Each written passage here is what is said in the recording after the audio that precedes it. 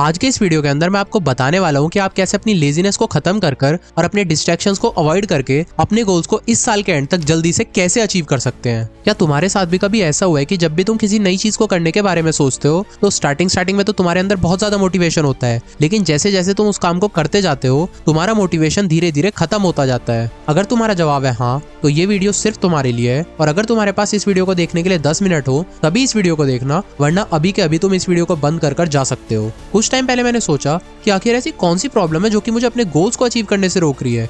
हर बार वही रिजल्ट्स, वही स्ट्रगल्स देख देख के मैं थक चुका था। इस साल मैंने डिसाइड किया कि मुझे कुछ नए चैलेंजेस लेने हैं, और नए चैलेंजेस लेने के लिए सबसे पहले पुरानी प्रॉब्लम्स को छोड़ना पड़ेगा। मेरी सबसे बड़ी प्रॉब्लम थी चीजों को टालने की आदत। मैं हमेशा ये सोचता था कि इस काम को तो मैं बाद में कर लूंगा। काफी ज्यादा सोचने के बाद मुझे समझ आया कि आखिर मुझे इसे हैंडल कैसे करना है। सबसे पहले मैंने अपने सोशल मीडिया के कंफर्ट को छोड़ दिया और अपने गोल्स पर काम करना शुरू किया। लेकिन फिर एक और चीज समझ आई कि स्टार्ट करना तो बहुत ईजी है, लेकिन उसको कंसिस्टेंटली कंटिन्यू करना सबसे बड़ा चैलेंज है। फिर मैंने एक दिन विराट कोहली का एक इंटरव्यू देखा जिसमें उन्होंने डिसिप्लिन और कंसिस्टेंसी की इंपॉर्टेंस बताई थी। उन्होंने कहा कि जब तक आप खुद को पुश नहीं करोगे तब तक आप कुछ भी अचीव नहीं कर सकते हो, फिर चाहे आपका मन हो या ना हो। लेकिन अगर आपको अपनी लाइफ में कुछ अचीव करना है तो आपको अपने आप को पुश तो करना पड़ेगा। फिर मैंने एक साइकोलॉजिकल थ्योरी के बारे में पढ़ा जिसका नाम था एक्सपेक्टेंसी वैल्यू थ्योरी। ये थ्योरी कहती है कि मोटिवेशन दो चीजों पर डिपेंड करती है। पहली चीज है रिवॉर्ड की वैल्यू। अगर रिवॉर्ड काफी बड़ा होगा तो मोटिवेशन ऑटोमेटिकली बढ़ जाएगी। जैसे कि अगर आपको मैं एक एग्जांपल देता हूँ, मान लो मैंने आपको कहा है कि आपको 1 किलोमीटर भागना है और उसके मैं आपको 10 रुपए दूंगा, तो शायद कोई भी नहीं भागेगा।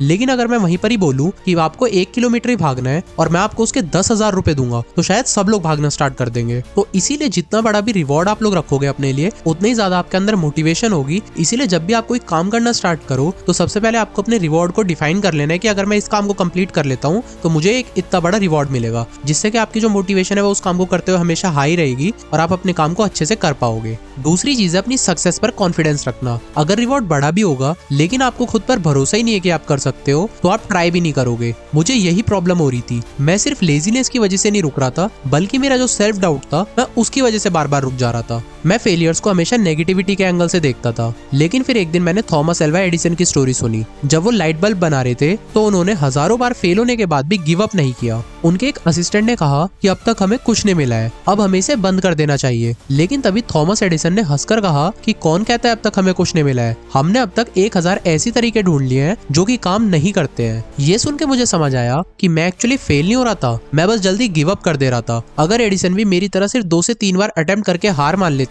तो क्या कभी लाइट बल्ब इन्वेंट भी हो पाता? अगर आपको लगता है कि आप सिर्फ डिसिप्लिन की कमी की वजह से लेजी हो तो एक बार दोबारा से सोचो। कभी कभी लेजीनेस एक्चुअली डर होता है, नया ट्राई करने का डर, फेल हो जाने का डर, या फिर इस सोच का डर कि जो कुछ मेरे पास है वो कहीं बेकार ना हो जाए। लेकिन एक बात याद रखना, अगर आप फेल होने के डर से ट्राई नहीं करोगे तो आपका फेलियर गारंटेड है। जो लोग हार जाने से डरते हैं वो कभी जीत नहीं सकते। बस लगे रहो, सीखते रहो और आगे बढ़ते रहो, क्योंकि सच्ची हार तभी है जब आप अपना गिव अप कर देते हो।